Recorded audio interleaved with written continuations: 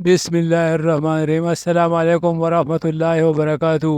سورۃ الناس کی پہلی رکعت میں اگر بھول کر سورۃ الناس والی صورت کرنی تو باقی رکعتوں میں کیا پڑھیں گے؟ نماز کیسے مکمل کریں گے؟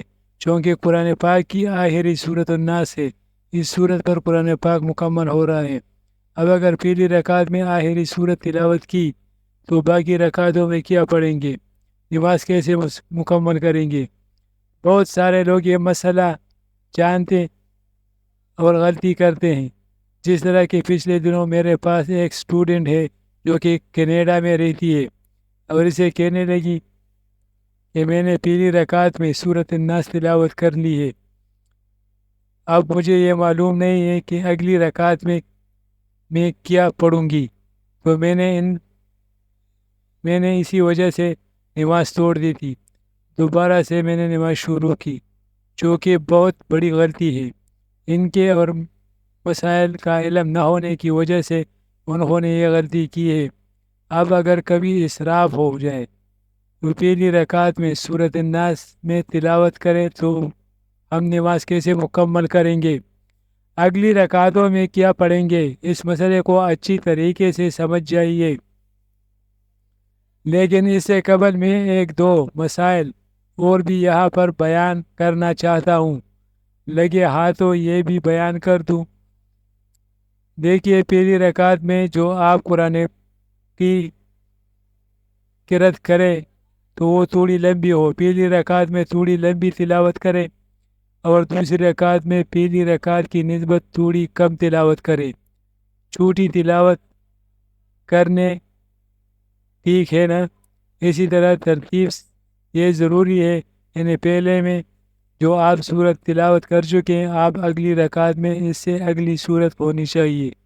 یعنی مثال کے طور پر پہلی رکعت میں آپ نے سورت فلق پڑھ لی، یہ والی سورت تلاوت کی ہے، تو آپ اگلی رکعت میں اس سے اگلی سورت تلاوت کریں، یعنی اس سے آگے والی سورت الناس، الف لام میم سے ناس کی طرف، اس طرح تلاوت کریں گے، ٹھیک ہے نا؟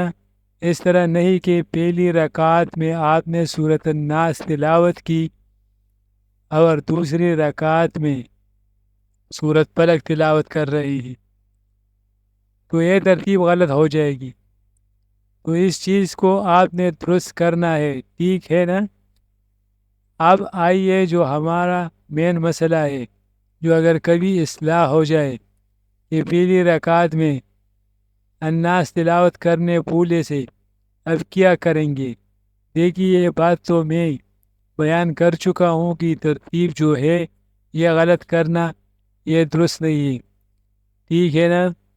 پہلی رکعت میں جو سورت تلاوت کر چکے، اب اگلی رکعت میں اس سے اگلی سورت کرنے کا حکم ہے، کیونکہ اگر الٹ کریں گے تو یہ ترتیب غلط ہو جائے گی، اور فرض میں یہ علماء نے لکھا ہے مکروہ تحریمی ہے، اس سے بچنا چاہیے، ٹھیک ہے نا؟ اب اگر کبھی کسی طرح ہو جاتا ہے انسان سے پہلی رکعت میں آپ نے سورۃ الناس تلاوت کر لیا، تو آپ اس کو چھوڑیں گے نہیں۔ ایسا نہیں کہ پڑھتے پڑھتے آپ